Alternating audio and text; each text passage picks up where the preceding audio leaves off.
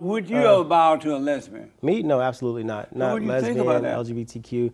I would say that I think that that's Obama's fault. He passed the LGBTQ agenda, and he made that normal. They teach that to our children. Transgenders are reading books to children. That's all Obama's doing. So I'm going to have to blame that beta male for the issues that we're having right now. When times get tough, you need to get proud. No need to look backward, put your feet on the ground. Stand up, stand up.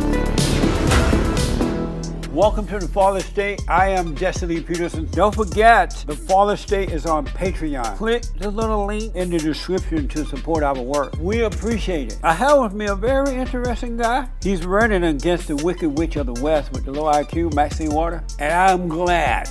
I have with me Joe Collins. He is a U.S. Navy veteran and a Republican Congressional candidate running against, as I said, Maxine Waters for California's 43rd District.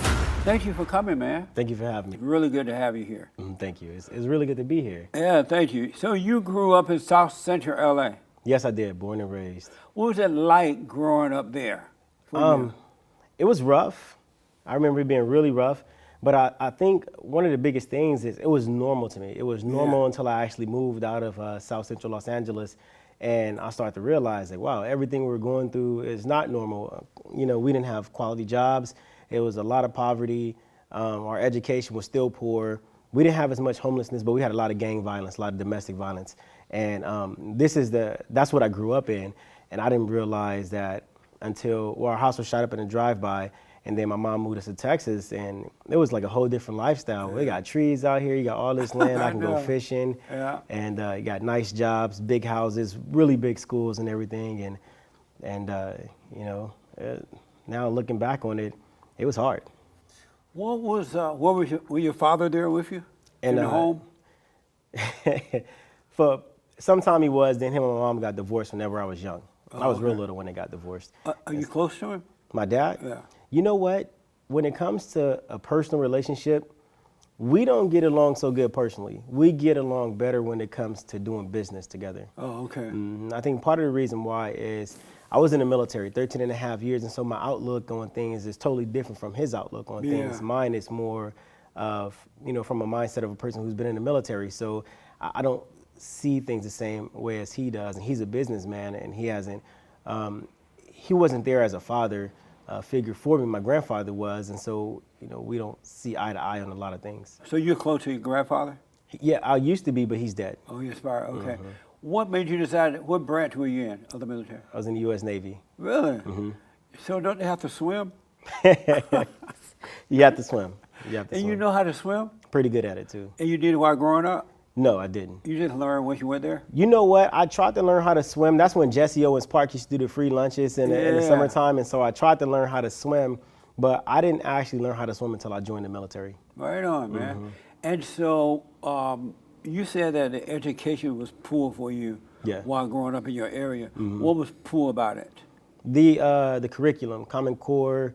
We didn't have any like CTE or STEM classes, anything that kids will be where you can learn like actual trades instead of, you know, going to college and getting prepped for college.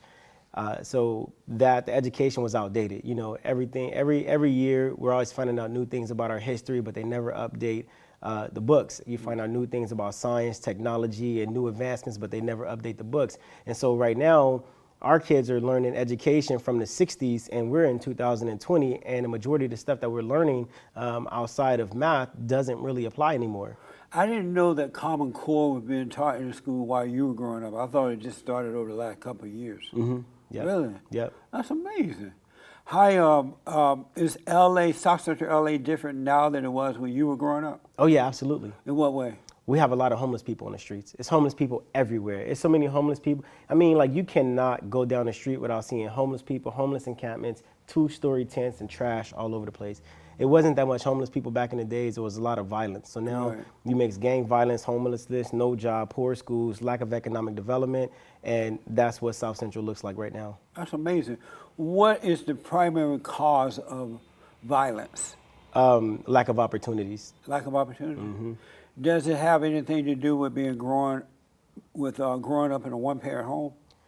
It could, but I mean, there's a lot of things that contributes to parents being pulled out the house. Like, the mothers on government assistance. If you can't be on government assistance, have a man in the house. Right. No quality jobs. A woman doesn't want a man who doesn't work, so the dad end up getting put out the house. It's tons of things. The lack of economic development. You don't have development or opportunities in our communities, then people move elsewhere, and it causes a lot of problem. No money, things of that nature. So it's a lot of things that contribute to not having a family. What made men and women decide to leave the house? Why would the man decide to leave the home so that his wife and children be on government? Why would he make that decision? No jobs. And why don't black men create jobs? When I was growing up, I grew up in Alabama on a plantation. I don't know if you know that. Yeah. Under the Jim Crow laws, right? But I grew up with seeing black men start businesses, and it was just in me to do it. I was taught to work. And when I moved out here at 18, I started my own business after a while. I worked for a while, then I started, because it was in me. And I can't imagine a man not being able to start a business. Yeah. What's wrong with the black men in South Central that they won't start a business? I think that one of the biggest issues that we have right now is lack of quality leadership, right? So California, Los Angeles has been Democrat for a very long time. Yeah. The Democrats have been cultured and conditioned to believe that nothing good is for you. Right. I mean, I'm running against Maxine Waters, and I've been here on TV since the 90s talk about the Republicans is for rich folks, they don't like you, you poor, you're not this. And so subconsciously you start to believe these things. Well, they're rich, I'm poor. That's not for me. So the Bible says, so is a man thinketh, so he is. So if you constantly every day talking about I'm poor, good things aren't for me, then guess what? That's the lifestyle that you're manifesting. So we need leaders that are going to build our people up, create opportunities, create the type of financial literacy that we need so we can be able to build these businesses. If fathers were already doing that and they were an example for the children, would Maxine Waters be able to deceive them in that way? I don't think so. Absolutely not. So we need the fathers to be more involved too, right? But Maxine Waters influences women because she attacked their emotions by telling them to call her auntie. Maxine Waters is not my auntie. I can think of many words to call her. Auntie is not one. I agree with that. I remember we were at Christian Center once. They were giving, the Democrats were running for something, and we went there to protest against them. And Maxine Waters stood up and said that the Republicans wanted to take down the projects in South Central and all those areas. She named all join down projects. And she said, I'm not going to let them take down the projects. Yeah. And not only am I not going to let them take it down, I'm going to build some more projects for you. Exactly. And she lived in a $4 million home somewhere. Yeah. And people applauded and praised the Lord for it. What's wrong with the people? You know what that sounds like to me? What? That sounds like Maxine Waters saying, I want you to stay in the projects, I want you to stay poor, and I'm not going to let them remove the projects and put houses there because you deserve to be poor. Right.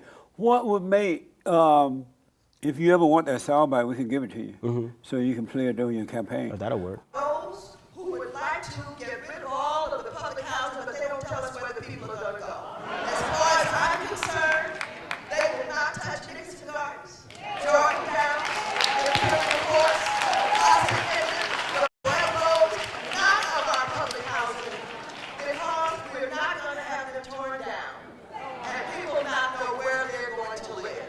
We need money placed into the development of housing in this country, and one of the things we're going for is a national housing trust fund to build more housing, rental units, and residents. So we're doing this kind of work despite the opposition. What made the adult people fall for it, though? Because they live in the projects. And they just believe that kind of stuff, huh? Well, when you're getting government assistance, you're getting food stamps, when you're getting, they had the food stamp dollars. Remember that? The food stamp dollars back then, you're getting those things and they give you cheap housing and they make you think that you're doing something great with your life. Then of course you're going to apply for that because nobody knows what outside of South Central or outside of poverty looks like. Yeah, that makes sense, man. I have met people over in South Central Los Angeles who have never come to the West Side. Exactly. And it's like going to another state somewhere that's right across the road. Yeah. I was surprised to find that. Yeah. And so you were in the Navy for 13 years. Did you become more conservative there, or how did you become a conservative? I became a conservative when I joined the military. That's when I learned how to vote. That's when I first had my first mentors. And they used to say, well, you're 18 and you're going to have to vote soon, right? And so when you vote, you don't vote for the party. You don't vote because your parents tell you to vote for this, that, and the other. You need to choose your party based off the values that align with you. And you need to vote for people based off the values of what they're going to do for you or their record. And so that's how I've always voted. So the majority of the time I voted conservative, but regardless of Democrat or Republican, I vote for the person who I like. Yeah, amazing, man. You're a Christian? I'm a Christian. And what does it mean to be a Christian? For me, being a Christian means that, you follow the examples that the Bible set for you. You follow your spiritual leaders, you stay prayed, and, you take time to meditate and listen to the direction that God has for you. Are you married?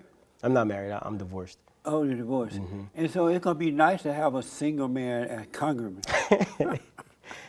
We'll do this thing, like when they take the guys and they get the girls and got to go on a date with all the girls. Yeah. The Bachelor. We'll do the Bachelor. Yeah, That's right. So when you finished serving in the Navy, I read that you went to Maxine Waters' office looking for assistant. Yep. Tell me what happened with that. What was that all about? So I was in the Navy for 13 and a half years, and it was time for me to get out the military. I wanted to get involved in politics. And so I became a presidential candidate in early February 2017. I became a presidential candidate, and the military gave me an option to stay in the military and leave politics alone, or pursue politics and get out the military, because you can't do partisan political activities while you're on active duty. Right. And so I chose to keep politics and get out the military. 13 years, excellent career, well-decorated, boots on the ground tour in Iraq. I ran the #1 recruiting station in NRD Dallas, #2 in the nation. Ran the safety department, ran Navajo department in San Diego. And, I thought I've accomplished quite a bit. And I took an administrative separation, general under honorable conditions. And I got out the military, and I have children. And so taking care of my children and trying to live in California takes a toll on your finances, on your savings. And a lot of people think that, as soon as you get out the military, you're going to have all these opportunities for you. And that may be true, but you can't take advantage of the opportunities until you get your VA situation taken care of. And so mine was taking a very long time. I didn't have anywhere to go. I was homeless. I was sleeping at the lighthouse at Ranchos Palos Verdes, and I was going back and forth to Maxine Waters' office every other day for about 3 months until my benefits came in. And actually, I had to sue the military in order to get my benefits. Wow. They filed a lawsuit. They said, "Why are you suing?" Well, I think you're suing because I think I'm not getting my benefits because I took an administrative separation. But what I didn't know was the VA system was so broken. And so after I filed the lawsuit, they said, all right, well, here go your benefits now. I used President Trump's Veterans Choice Act to start going to hospital facilities outside of the VA to get my claims sped up. And I found out I had a broken back in 2 different places. Wow. And so, then I go around and, you talk to homeless people, and you find out a lot of people who are homeless are veterans with, some type of disability, post-service disabilities. And I'm like, wow, you guys are all in Los Angeles. Maxine Waters is a congresswoman. She's supposed to take care of you when she's failing, And so I kept pushing forward. And after I got my my disability, the back pay, my medical retirement, I enrolled in college, and then I enrolled to run for Congress. Right on, man. So did you say you ran for president once, or you were thinking of it? I was a Republican presidential candidate, yes. Really? Yeah, I had to learn politics as fast as I can. And the best way to learn is going straight to the top. You learn a lot when you go to the top. Right on. So what made you decide to get into politics? President Trump. President Trump? President Trump. It was the most controversial election, the 2016 election I've ever seen. Yeah. And I was on the fence on both sides. I didn't like some of the things that President Trump was doing. I didn't like Hillary Clinton at all because she's a bona fide hypocrite. Yeah. And I was like, you know what, I can do this too. And so let me see what I can do when it comes to politics. And I threw my hat in that ring as well, yes. That's amazing, man. I call the president the Great White Hope. Did you know that? Yeah, no, I didn't know. I call him the Great. I love the president. Yeah. He's an amazing guy. He's doing amazing things for the country, in spite of all the oppositions that come after him or go after him. He doesn't give up. He's very honest and outspoken. It doesn't matter if you're male or female, black or white. Yeah. He's gonna tell the truth. And if you attack, he's gonna attack back. That's true. And that's how men used to be, but men are like beta males now. That's true. You know what? And social media caused this. A lot of people get on social media behind the cell phones and computers, and they think they can get on there and say whatever they want to, and you're not supposed to say nothing, you know? Right. So for some politicians, you are in a losing situation, regardless if you like it or not. But a guy like myself, a guy like President Trump, I don't care what people say. Right you on, come at man. me, I'm gonna go back at you. Oh, do you know that Hispanic guy that ran against Maxine? What was that guy's name? The beta male. Yeah. Yeah. Were you in Los Angeles at the time when he was running? Yes, I And was. so did you know about him and all that? I knew about him. And what was your impression of him and his campaign? He's a complete mess. He's an idiot, and I think that he needs a male figure in his life. He needs a male figure in his life, and he also needs therapy. He needs help. He has serious mental problems. Where is he now? You know what? I have no idea. I haven't heard from him in a long time. We beat him in the primaries, and Oh, you did? Yeah. Mm-hmm. Really? Did you debate him? No, Omar Navarro doesn't want to debate me. Maxine Waters doesn't even want to debate me. Well, I didn't think she would. She doesn't want you to really. She doesn't want the people to see the difference. Yeah. What she really is and you. She's not going to debate. Yeah, she's not. Is there a law that says she has to though? No, but we'll troll her until she debates. I think we're gonna, after we have a few more large events coming up, so after those events, we're gonna send out a formal invitation to debate, and we'll see if she accepts it. We'll make it public. We'll put it on social media, advertise it and everything, to see if she will accept the debate. I hope you can do it in a way where the community, the area over there, make her do it. Oh, yeah. Because she's on such an ego trip, she's gonna believe she doesn't have to do it. Well, we have a lot of great things going with our campaign. We have over 35 billboards up. We're on TV on a regular basis. We have the radios. We have all types of advertising on social media. So we're at the point now where she has people stalking the office. She's stalking our people that are putting up our signs, stalking everything that we do. So I don't know if she's scared, but she's definitely on the fence. She never will show up to an event that I've been at. Wow. So, And when you say stalking, what do you mean? she has people following my guys, finding out where they're putting signs at every single day. Really? Every day. I wouldn't be surprised. I had not heard that, but I would not, because she's a wicked woman. She really is. What will you do once you win? What will you do different than what she has done, Yeah. which is nothing Yeah. over these last however many years? I think Maxine Waters been in there since I was a little baby. She's What one would of you do Jesus' disciples. differently? Like the first thing I do is take a nap, right? Because we never sleep. We work 24/7, Yeah. and I love it. I feel like I'm back in the military with the work schedule. My team hates it. I love it. Doesn't matter. I make sure they're taken care of. Yes. But the first thing that I want to do is I want to sue the state of California. We need to get California back in line with the federal constitution when it comes to taxes. Yes. We are Yeah. overtaxed, and when it comes to development, there's so much taxes and take when it comes to development. When you build something in California, especially Los Angeles, it rises the cost of living. So we have to regulate that. We have no balance in there because we have so many Democrats. So that's the first thing that I'm gonna do. The second thing that I'm gonna do is we're gonna start incentivizing the opportunity zones to bring businesses back to Los Thank Angeles you. County. Yeah. We have to do that. And then I know a lot of people get bent out of shape when it comes to rebuilding. They call it gentrification or what have you. But we're going to start building really, really nice high schools, really big high schools. My team is working on the development plans right now. Nice. And that's going to be the first start in economic development for our high schools. We're going to have a career wings. We're going to have education wings. You can get certified. You can get trade certified for whatever it is that you want to. I think our children deserve that now. The Democrats act as though they don't want businesses in California. Look like they are deliberately trying to run the businesses away Yeah. by raising taxes and bringing in the illegals and all this stuff. How am I saying? What's wrong with them? You know, I can't speak for any Democrats in California, but what I can say is just the pure lack of leadership. I think they're doing the follow the leader game. If Gavin Newsom says this or if Nancy Pelosi says this, everybody follows in line, because if not, they're going to get whipped. You know, Democratic Party is a party of slavery, so they still whip their people. You know, you'll whip back into shape if you're not in line with our goals and our missions. They don't have anybody brave enough to step out and say that's wrong. What would you do about the illegal aliens that are coming in and are here in the city?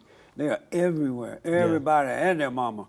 And now the Democrats want to give them free health care and free houses and free everything. What will you do about the illegal aliens? Well, the first thing that we have to do is continue with the border security, the border wall. We have to have that wall, Yes. not just for illegal immigrants, but for the trafficking, the human trafficking. Right. But we have to stop incentivizing our laws being broken. I mean, if you drink and drive, you go to jail, right? Yeah. So if they break our laws, which are federal laws, they deserve to get penalized for that as well. They're no better than any American who come here. You know, That's right. we have laws, they follow our laws in the United States. But we also have to start creating an easier pathway to citizenship. I mean, we need more immigration attorneys, we need more immigration judges, and we also have to fix the DACA program because DACA, you know, and I feel very bad for DACA recipients because they're in limbo right now, you know, between citizenship and being illegal, and that's because Obama left the system broken. Hillary Clinton was supposed to win president and fix that so all the Latinos and Hispanic could vote for Hillary Clinton for the next umpteen years, but it didn't happen that way. But these people were promised something by the U.S. government, by the president, and I think that our president needs to close that gap, give them that pathway to citizenship, but we also have to isolate everyone who is here illegally. Since they're in limbo, why don't we just send them back and they'll be out of limbo? Send them back to where? Mexico. It sounds easy, but I understand that a lot of those people were here when they were children, so they don't I have a home. big truck. You want to borrow it? No, I'm not. I'm not No, doing mess that. with you. I know that a lot of Mexicans are living in South Central now. Yeah, sure. When I first moved to LA, it was none, very few or none. And blacks were had really nice homes over there. It was really nice back in '68. And then the illegals start coming in, the gang members start coming from Mexico.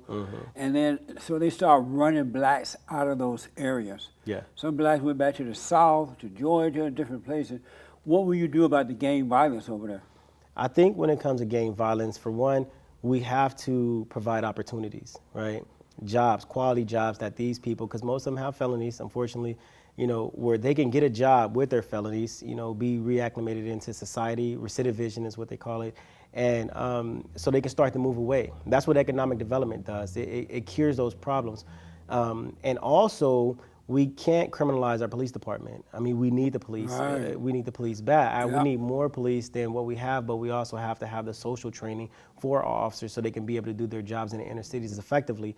A lot of times people are being targeted by following the culture, right? The culture from the rappers and the athletes, and they're mistaken for criminals. And it's unfair, it's unfortunate. On the same token, I feel like we need to dress like we, you know, have some sense. Yeah. Suits, collar shirts, and like we have something going for Right. ourselves. But those are two things that we can do in order to solve the gang culture. We need to get tough on gangs, but we also have to provide opportunities. Because if you're going to be tough on gangs, you have to be able to say, well, this was your option.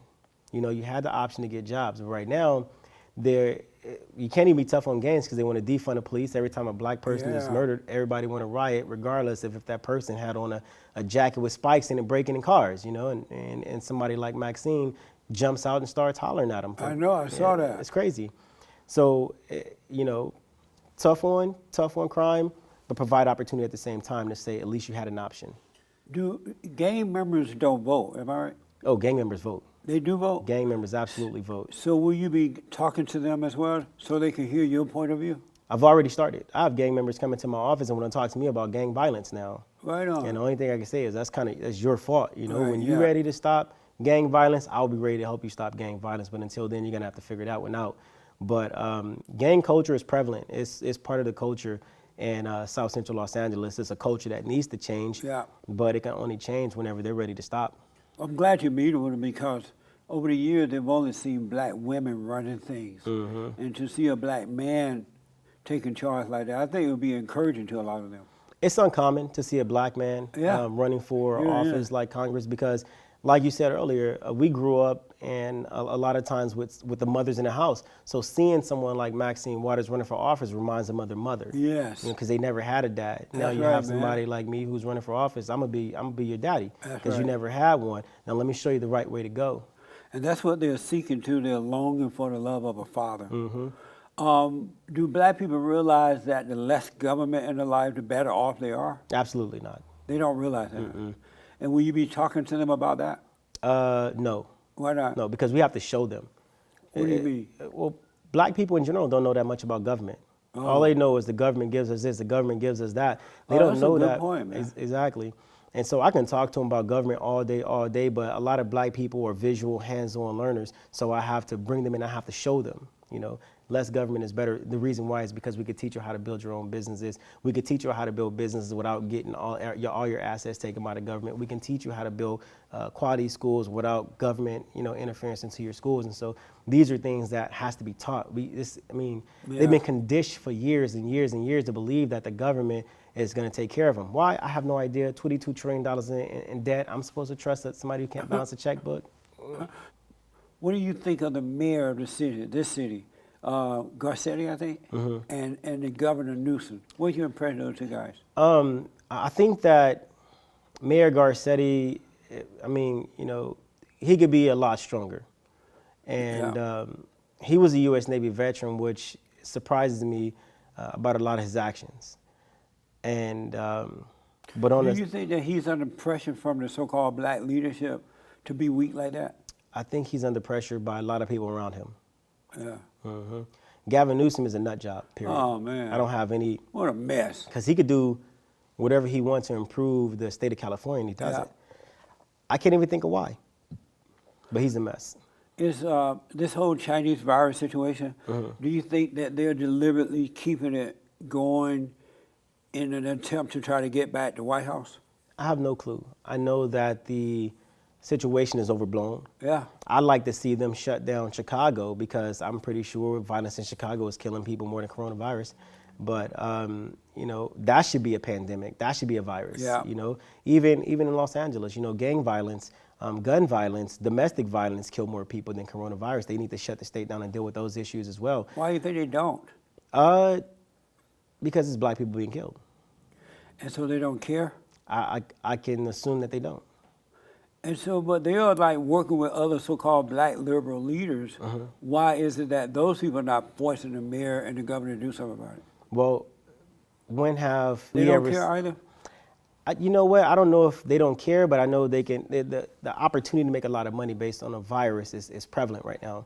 But on the same token, I can say that we've never had any so-called black leader actually fight to improve the quality of life for Black America. Right. The Congressional Black Caucus, absolutely nothing. NAACP, absolutely nothing. Al Sharpton, all these guys, absolutely nothing. But these are the guys who they put in front of us for us to look up to. I can't do it. Do the black people recognize that people like Maxine Waters and others have not done anything? They're just there making money and doing for themselves, but not really helping the community or the people? After they talk to me, they realize it. Good. Because you can say Maxine Waters is great all you want to, and then walk 2 blocks, there's a whole bunch of homelessness. Yeah, I know. If Maxine Waters is so great, why are these people living like this, but she's rich? That's amazing. So the other day, yesterday, I believe, it won't be yesterday by the time people see it, but Joe Biden chose that crazy insane woman, Kamala Harris, to run as a running mate. What do you think about that? I wasn't surprised. I wouldn't have did it. I would have went with a safer pick, Stacey Abrams, maybe, somebody else, but not Kamala Harris. But I mean, on the same token, birds of a feather. Joe Biden's a bona fide racist. He's been a racist for a long time, and nothing that he can say is going to make me change my mind. And you have Kamala Harris, where she may or may not be a racist, but her family owned slaves. So what's the difference between her and Joe Biden? They both ran the same policies. The 94 crime bill, which incentivized the mass incarceration of black people. Kamala Harris blatantly, putting black people in jail, people of color, Latinos in jail for things, truancies, marijuana use, withholding evidence for a man who is innocent that is on death row. I mean, they're the same people. The only difference is one is half black, if that's what you want to call it, and has hair, and the other one is a white guy who flip-flops. But Kamala Harris, is she black? She's Jamaican descent and Indian. She really doesn't identify with black people, right? No, she's never even lived the black I don't get the impression struggle. she doesn't identify. She No. pretends to be, but she doesn't identify with black people. Yeah, it was a lot of outrage whenever he picked Kamala Harris. Yeah. Oh yeah. Cory Booker would have been a better choice. He's a safe choice. He's like the moodle, the man poodle, right? Yeah, he's real beta. Yeah. Beta male. Kamala Harris called Joe Biden. She said there are some women who accuse him of sexual harassment or something. She said she believed those women. She called him a racist right in front of him. Why would he pick her? It's like getting your enemy to work with you. No, Joe Biden didn't pick her. Who picked her? The DNC. Joe Biden didn't even remember he was running for president. I said that this morning. In reality, Kamala Harris is running for president. Joe Biden is just there. Mm-hmm. He's just there. I don't know if he even realized it. Probably not. Are you getting help from the Republican Party in California? That's a tough question. When I got endorsed by the California Republican Party, that was about it. They don't think that I'm in a race that's winnable. A lot of people count out the fact that regardless if I'm a Republican or not, is that I'm from the area. I'm from South Central Los Angeles, born and raised, and my grandfather had the largest black church before mega churches was a thing. And so a lot of people who live in the area came up under my grandfather, and they're gravitating back towards me since I'm back home. So they don't put any effort into my race, but I think that's enough effort as long as you stay out of my way. So are they not putting effort because they don't think you will win? Yeah, absolutely. Well, how can they think that if they don't try? Well, first they would have to think. Because somebody got a winner. You got to beat her out of there, so you got to keep trying until it happens. But there's been no Republican Party presence in any urban areas across the United States. They deem, not winnable, not winnable, not winnable. Anybody who runs in those places, we'll just leave them.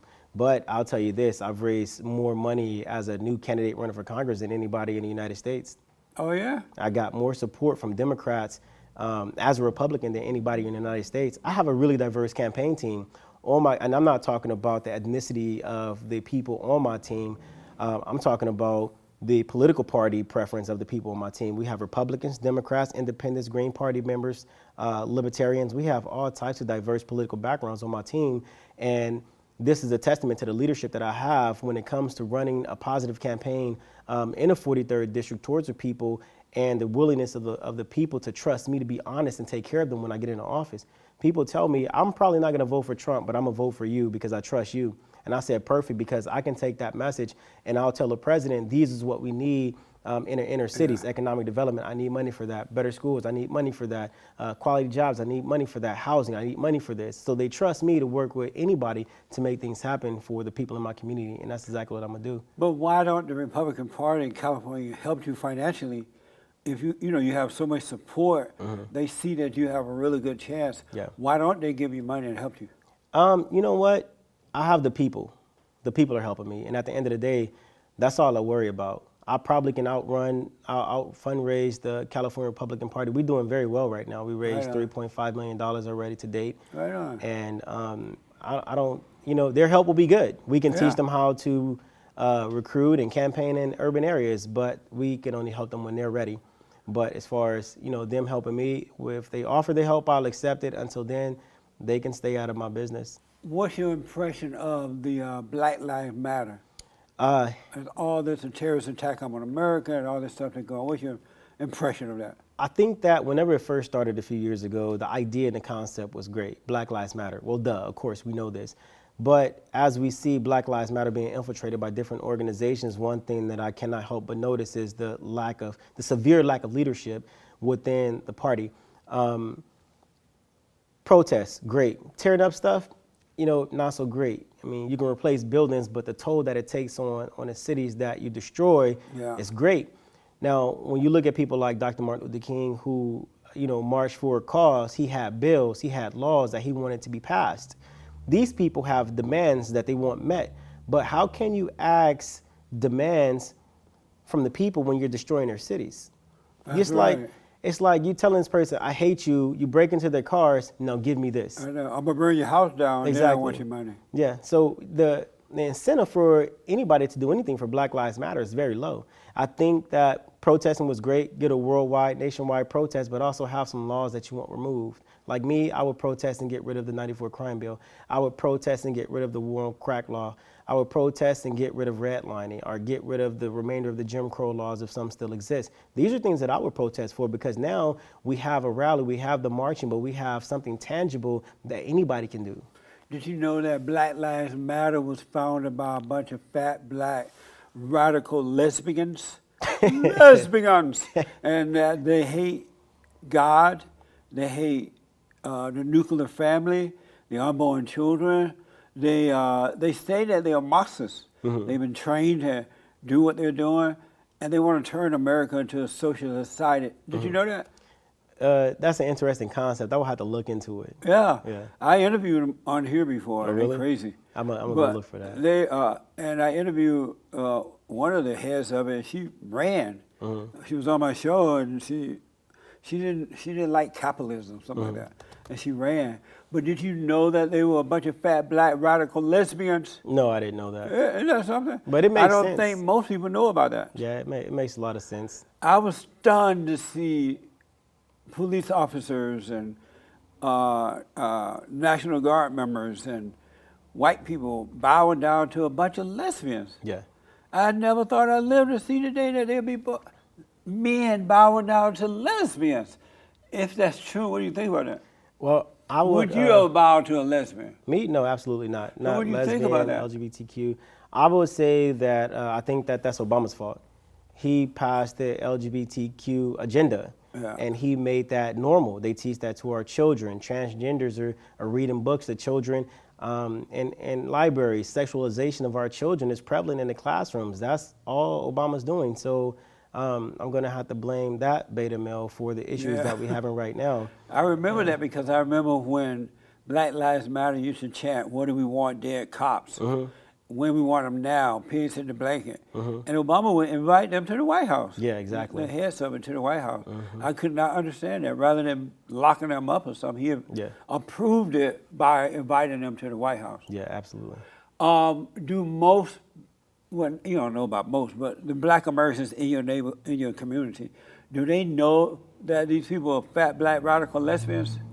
You know what? I'm not 100% certain. I know there's been a lot of rallies against our police department and me and my team and a few other people. We shut it down. Right on. We shut it down. And I even made a statement that, you know, if you guys come here and you do anything other than peaceful protests, we're getting the gang members together and we're gonna come and then we can debate that out and Oh, matter good, that gang man. members make it happen. It's been pretty peaceful. So That's amazing. we even stopped the rioting in Minneapolis. We went out there a couple of days after George Floyd died to stand in solidarity against police brutality with the families who have been murdered by police, to stand in solidarity against police brutality, but also call out their leadership, the legislators, the people who actually make the laws that continue to allow these things to happen, you know? And shortly after we left, it was quiet. I got arrested out there too for trying to stop some kids from attacking the sheriffs. Do you believe that? But now we're finding out that what we saw, that little short video that they showed where the guy looked like he was on his neck, that the real deal is Keith Ellison, Attorney General of that state, he was hiding the rest of the video, the real deal, where this guy, when the police first approached him, he resisted arrest. He didn't want to get out of the truck. He seemed to be high on something, and that has been proven that he was. This guy resisted arrest through the whole interview, and he wanted to lay on the ground. They didn't throw him on the ground. He wanted to get down. So, and they asked, well, Keith, why did you do this? Well, we were trying to keep the evidence or something like that. But he allowed that to happen, if all this is true, and it seemed to be, by not showing the real video in the beginning. Otherwise, this whole thing wouldn't have happened like that. I think that although those may or may not be the circumstances, the conduct of the police are still appalling. I mean, he was handcuffs, he was detained, putting your foot on his neck was, even on the top of his back, was unconscionable. I don't think it was necessary, but... But he was a big old fat black guy that was high. Yeah. You ever try to hold a black guy down that's high? I can't confirm or deny the fact that he was high. If he was high, have you ever tried something like that? No, It ain't absolutely not. easy. Yeah. I remember in slave days, we tried to hold him down so we could put the mark on him, Yeah. the horseshoe mark. Yeah. We couldn't keep them down. Well, it's They was like getting burned, so- Mandingo. Yeah. No, But I mean, you know, I didn't do that. It's, if you did, it's none of my business. I'm just like, you know. But it's all a matter of opinion. Do you know, it's believe in police brutality? Yeah, I believe I'm a victim of police brutality. I've been beat up by the police before. What were you doing? Nothing. So you were just walking down the road doing nothing, and you just say, "Hey, that's a black man. Let's beat him up." One time, yeah, I had my backpack. They pulled me over. I was walking. And they was asking, "What's in your backpack?" And I was like, "It's none of your business." Well, where are you going? It's none of your business.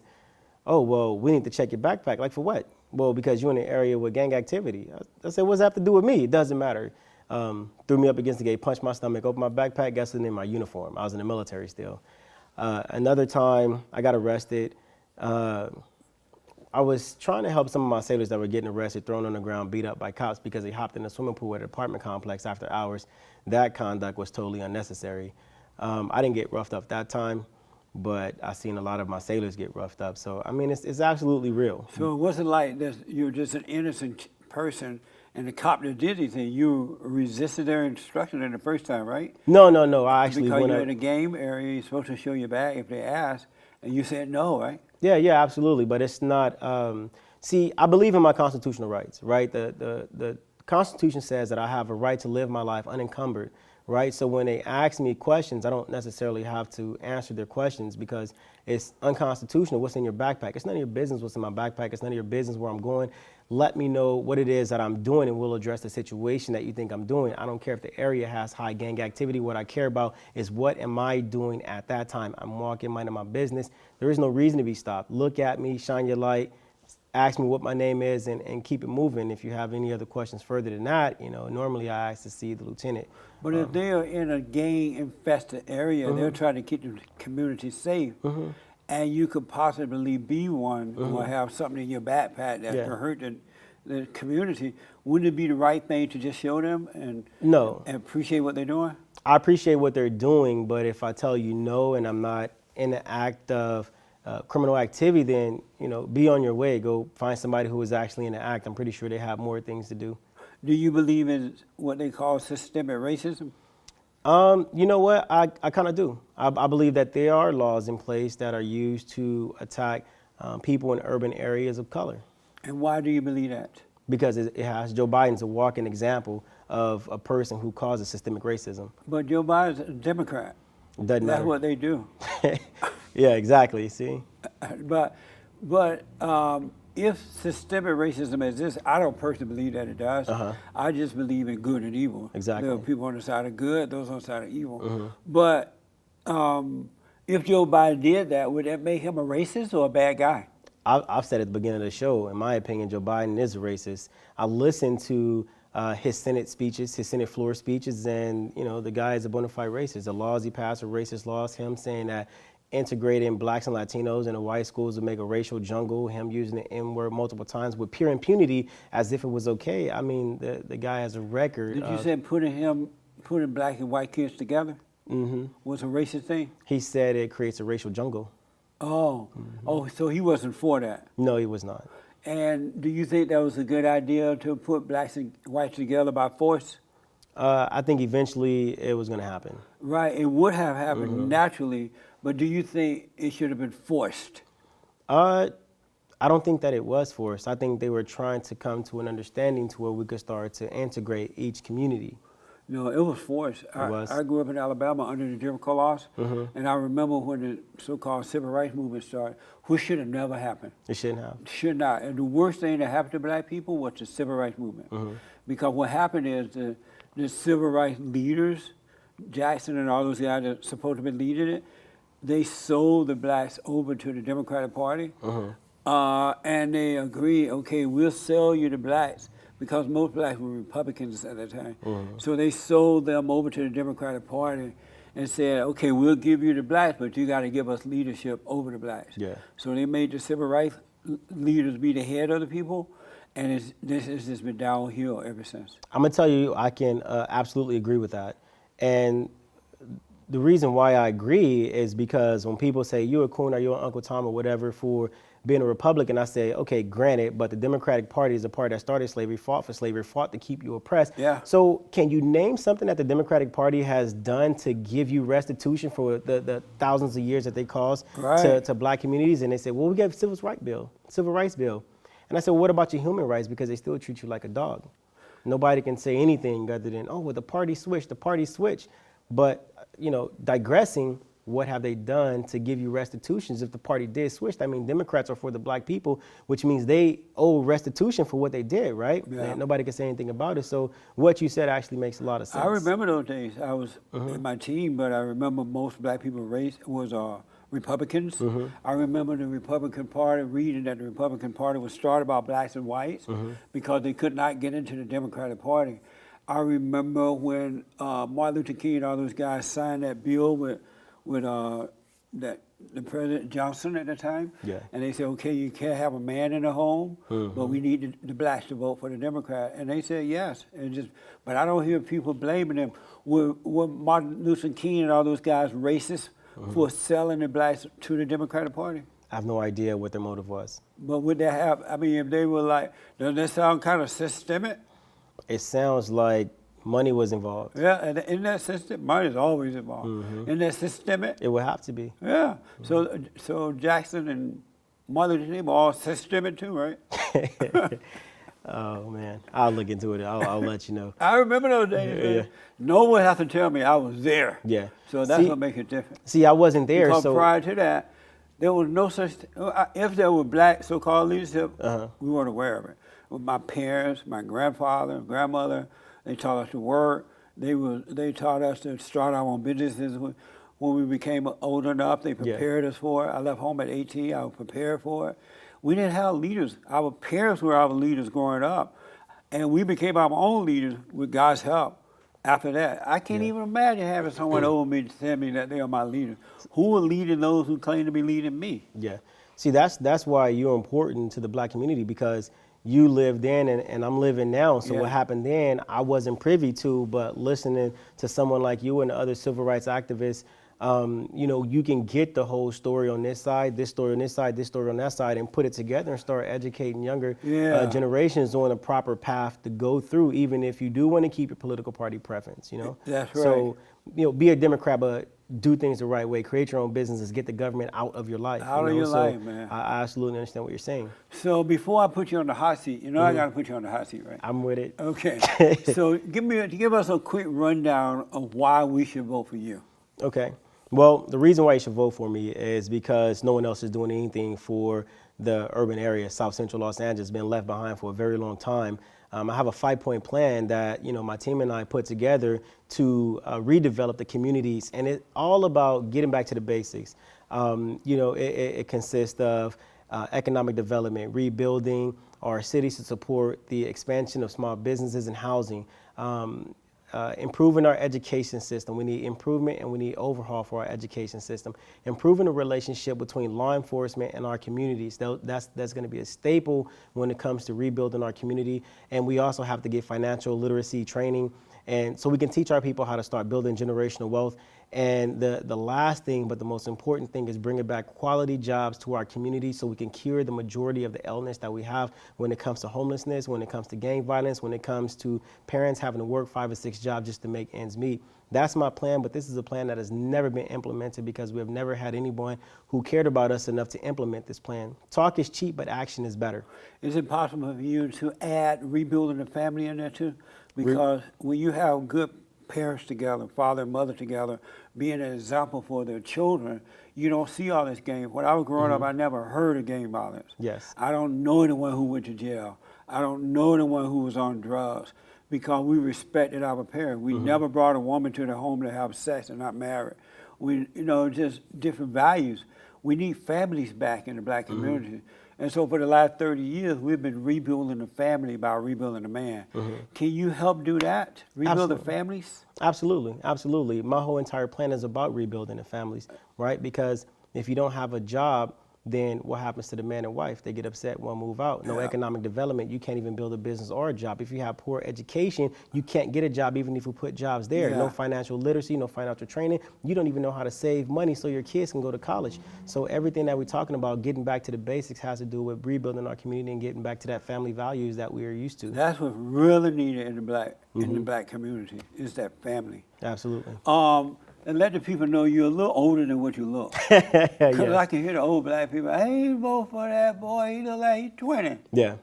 I'm 34 years old, 13 and a half year U.S. Navy veteran, South Central native. And it's just that black don't crack, folks. This is true. Yeah, that's what happened.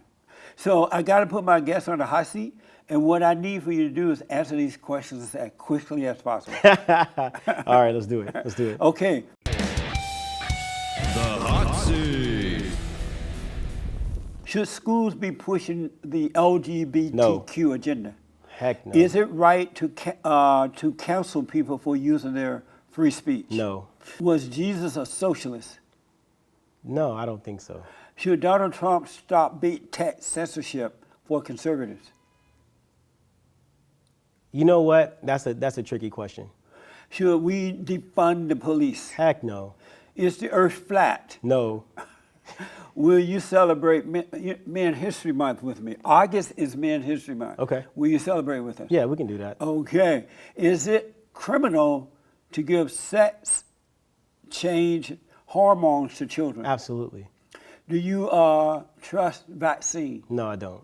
Can a person be moral without God? Be moral without God? Yes. I doubt it. Do you love the Great White Hope? I think he's pretty cool. What is a man? Me and you. What is love? Oh, God is love. God is love. God is Amazing. love. Did you have fun? That's pretty neat. Thank you, man. I really appreciate it. Thank you. Is there anything you want to advertise or promote? Now's the time to do it. Yeah, please go to my website, joecollinsforcongress.com. Please volunteer. Please donate.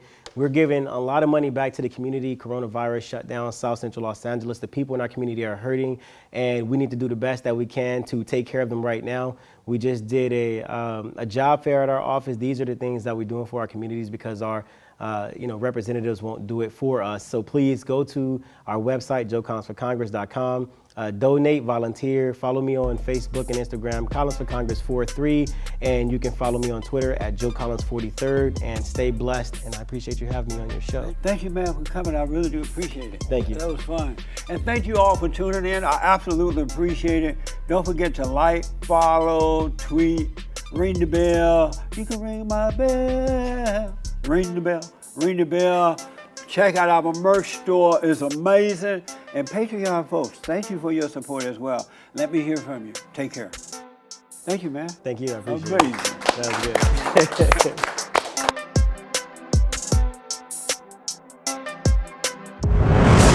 Next time on The Fallen State.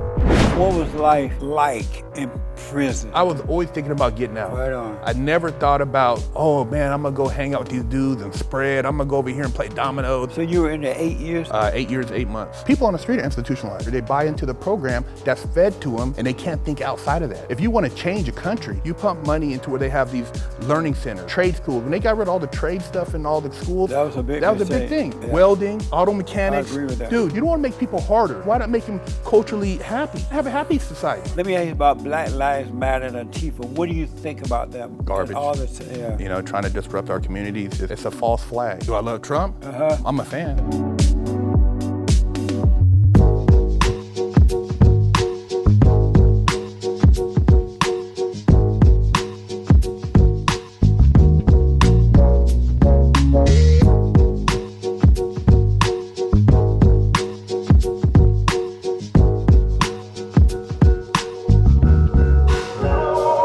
Thanks for watching The Fallen State. We need your continued support. Donate to my nonprofit here. Subscribe and like the videos here. And tell everybody and their mama about the show.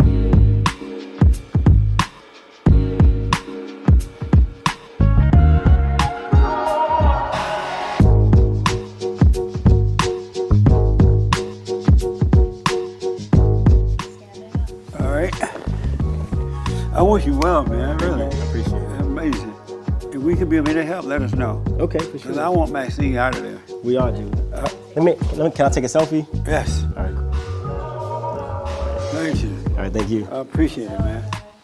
That was pretty neat. Can I have this cup? You sure can. Yes.